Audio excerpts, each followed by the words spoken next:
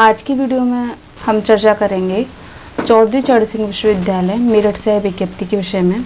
देखिए, जो ये विज्ञप्ति है आपके पीएचडी रिजल्ट के संबंध में दी गई है। तो अगर बात करें कि किस विषय से पीएचडी का रिजल्ट आया है, तो संस्कृत से।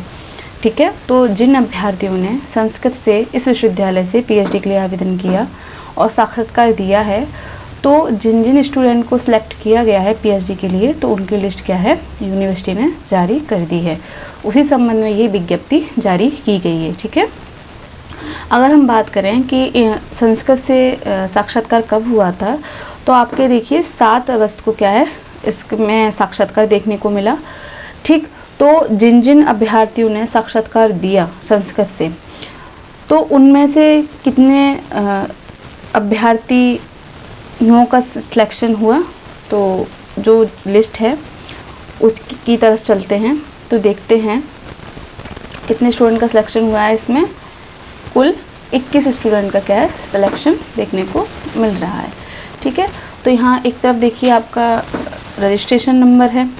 ठीक है, आपका नाम है, कैटेगरी है, एग्जाम्प्टेड कैटेगरी और मार्क्स, यानी इंटरव्यू में आपको कितने अंक मिले हैं। ठीक है, तो देख लेते हैं किन किन स्टूडेंट का सिलेक्शन हुआ है। तो मंजू कन्नौजिया हैं, दीपक कुमार, अंकित वर्मा, अंकित यादव, प्रतिभा, अजय, चैताली, कुलदीप, दीपेंद्र, स्वाति, उन्नति, सरस्वती मिश्रा, हिना, पूजा, आकाश आर्य, सारांश, पूर्णिमा, बीना वर्मा, हरिदत्त शर्मा, वानी सिंह और करुणाकार। ठीक है, तो करुणाकार मिश्रा जी का जो सिलेक्शन है किसमें हुआ है, संस्कृत से पीएचडी के लिए। ठीक है, तो जिन जिन अभ्यर्थियों का सिलेक्शन पीएचडी में हुआ है, उन सभी अभ्यर्थियों को शुभकामनाएं। अब देखिए, अब आपको करना क्या है कि 21 तारीख को, यानी कि 21 नवंबर को आपको विश्वविद्यालय के शोध विभाग में जाकर अपने डॉक्यूमेंट की जो फोटोकॉपी है आपको वहाँ सबमिट करनी है। टाइमिंग आपकी 11 बजे से 12 बजे तक की रहेगी।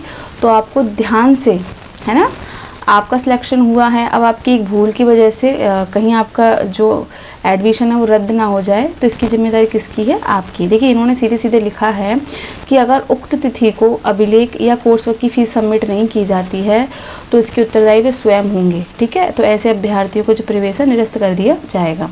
अब बात करें कि कौन कौन से डॉक्यूमेंट, तो देखिए आपको आवेदन फॉर्म, जब आपने एप्लीकेशन फॉर्म भरा था पीएचडी का, तो वो सबमिट करना है। इसके साथ प्रवेश पत्र, समस्त शैक्षिक अभिलेख, यानी कि आपके सारे डॉक्यूमेंट जो इंटरव्यू में लगे थे, आरक्षण श्रेणी, यानी कि आपका कास्ट सर्टिफिकेट। ठीक, तो ये सारी चीज़ें आपको सबमिट करनी है। इसके साथ देखिए आपको क्या करना है कि कोर्स वर्क की जो फीस सबमिट होगी वो रसीद भी सबमिट करनी है। और सब पे क्या है, सेल्फ अटैच करके जो छाया प्रतियाँ हैं, फोटोकॉपी हैं, आपको रिसर्च डिपार्टमेंट में सबमिट कर देना है। ठीक है, तो अगर बात करें फ़ीस की, तो ओबीसी और जनरल कैटेगरी के स्टूडेंट की जो फ़ीस है 25,000 है, 12,500 SC ST स्टूडेंट की है। ठीक है, तो ये चीज़ ध्यान रखेंगे। दूसरी बात देखिए, आपको क्या ध्यान रखनी है, जब आप फीस सबमिट करें तो आप उनकी 3-4 प्रिंट निकलवा लीजिए, है ना, क्योंकि पीएचडी के संबंध में कोई भी डॉक्यूमेंट हो आपको नहीं छोड़ना है, आपको अपने पास रखना है। कब क्या चीज़ मांग ली जाए, फिर आपको समस्या का सामना करना पड़ेगा। ठीक है, तो ये सारी चीज़ें आपको ध्यान में रखनी है। तो जिन जिन स्टूडेंट का नाम इस लिस्ट में है वो चेक करके बताएं, कमेंट बॉक्स में बताएं कि कितने स्टूडेंट का सिलेक्शन हुआ है। ठीक है, और जिनका सिलेक्शन हुआ है उन्हें शुभकामनाएं। जिनका नहीं हुआ है तो वो निराश ना हो, किसी और यूनिवर्सिटी में ट्राई कीजिए, आपका वहाँ सिलेक्शन हो जाएगा। लेकिन शर्त क्या है कि आपको मेहनत करनी पड़ेगी, है ना, बिना मेहनत के तो कुछ काम होता ही नहीं है। ठीक है, तो एक बार और कोशिश कीजिए। जो अभ्यर्थी रह गए हैं, अगली बार उनका निश्चित ही होगा। ठीक है, तो ऐसे ही इस विश्वविद्यालय से कोई भी इन्फॉर्मेशन हमें मिलती है पीएचडी के संबंध में, तो वो आपको समय रहते बता दी जाएगी। तो बने रहें अपने चैनल के साथ, तब तक के लिए धन्यवाद।